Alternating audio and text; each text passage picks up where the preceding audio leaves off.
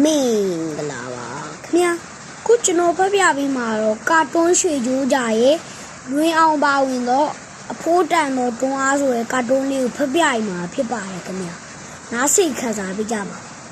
ဆီယာမဒေါ်မီသေးခန့်ဒီ Grade 4 ဓာတ်မိုက်ဆီယာမဖြစ်သည်ကျောင်းသားများစာစူးစားရဲ့ရည်ရွယ်၍နားစဉ်စစ်ပြီးသောစာမေးပွဲတိုင်း၌အမှတ်အများဆုံးရသောကျောင်းသားကိုစုတစုပေးလေးရှိသည်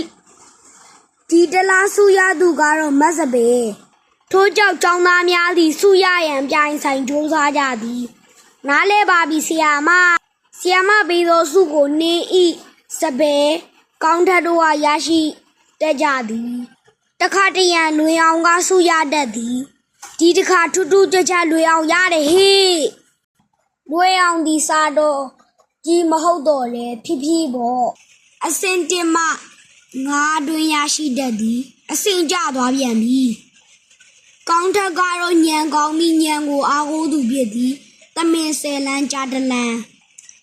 ဒီစင်မှာစာမေးပွဲစစ်ရန်နီလာတပြေကျောင်းသားများပိုင်အပြိုင်ဆိုင်ကြိုးစားကြသည်ဒီတပတ်စုကတော့အာကစားဝတ်စုံဖြစ်သည်ထိုးကြောက်စုကိုကျောင်းသားတိုင်းလိုချင်နေကြသည်စုတနေ့တွင်ဟေးလွင်အောင်ဒီတပတ်ကတော့ထရစုနော်ဒါပေမဲ့မင်းညံရင်နဲ့တော့ငါ့ကိုမရှင်းနိုင်ပါဘူးကွာမင်းလိုချင်နေဆိုရင်တော့ငါလျှော့ပြီးလိုက်ပါမယ်ဒါပေမဲ့နီဤနဲ့စပယ်တို့ကတော့လျှော့ပြီးမှမဟုတ်ဘူးနော်ကောင်းတဲ့ဤစကားကြောင့်လွင်အောင်ခံမြင်စိတ်ဖြစ်သွားသည်ထို့ကြောင့်ဆီယာမပေးသောစုကိုရအောင်ယူပြီးဆုံးဖြတ်လိုက်လေသည်ရအောင်ယူပြမယ်ဤသို့ဖြင့်စာမေးပွဲစစ်ပြီး၍ဒီစင်မာကျောင်းပိတ်ရက်ကုံဆုံးကကျောင်းများပြန်ဖွင့်သောအချိန်တို့ရောက်ရှိလာလေသည်ဟေးတငယ်ချင်းတို့လွင်အောင်နှင့်ကျောင်းသားများသည်ဆရာမစပွဲပေါ်မှာစုကိုသာစိတ်ဝင်စားနေကြသည်ဘယ်သူရမှာပါလေကျောင်းတက်ခေါင်းလောင်ထိုးသောအခါဆရာမအတန်းထဲသို့ဝင်လာပြီးမင်္ဂလာပါဆရာမမင်္ဂလာပါကလေးတို့ဒီတပတ်စုရသွားတဲ့သူကတော့လူအများမထင်ထားတဲ့လွင်အောင်ပဲဖြစ်ပါတယ်ကွယ်ဖြောင်းလွင်အောင်ကိုဆရာမကအတန်းရှိခေါ်ကတာအတန်းရှိကိုထွက်ခဲ့ပါဦးတာဒီစုကိုရအောင်ဘယ်လိုစူးစမ်းခဲ့တလဲဆိုတာတငယ်ချင်းတွေအတူယူရအောင်ပြောပြပါဦးကျွန်တော်ဒီစုကိုရတာကောင်းတဲ့ကြောက်လို့ပြောလို့ရပါတယ်